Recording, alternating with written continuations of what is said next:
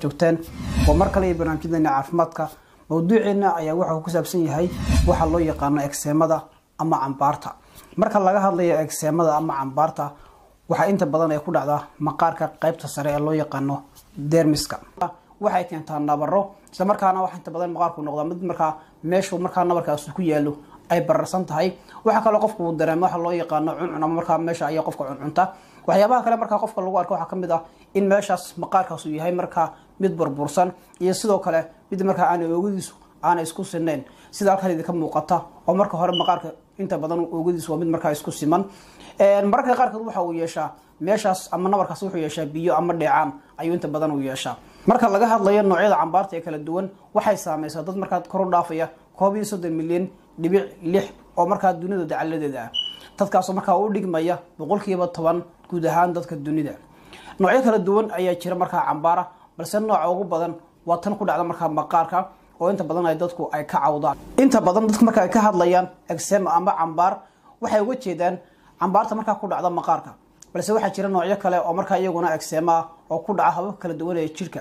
hase ahaatee nooca ugu badan marka ay dadku ay sheegayaan waxa kamid ah tan ku dhacda maqaarka oo loo yaqaan eczema dermatitis maadaama ku dhacayso qaybta sare ee maqaarka ee loo yaqaan dermiska.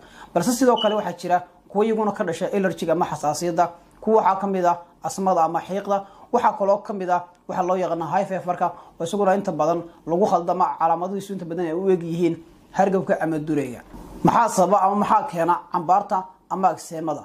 waxyaabaha sababa ama keena cambaarta ma aha kuwa si dhab ah loo og yahay balse marka laga hadlayo waxa inta badan loo aanaya ama loo tiriyaa inay sababeen waxa loo yaqaan inay ku yimaadaan hidde ama sidoo kale inuu deegaanka ama meesha qof marka uu ku nool yahay ay sabab tahay marka cambaarta ama eczemada. waxyaabo kale jira oo marka iyaguna sidoo kale sabab ah waxa kamid ah waxyaabaha marka cariya ama sare u qaada in marka qofku uu dareemo cambaar. waxyaabaha waxa kamid ah saabuunaha kala kamid qofku isticmaalo. waxa kale oo kamid ah shaambooyada marka qofku marka uu isticmaalo ayaa kamid ah qaarkood.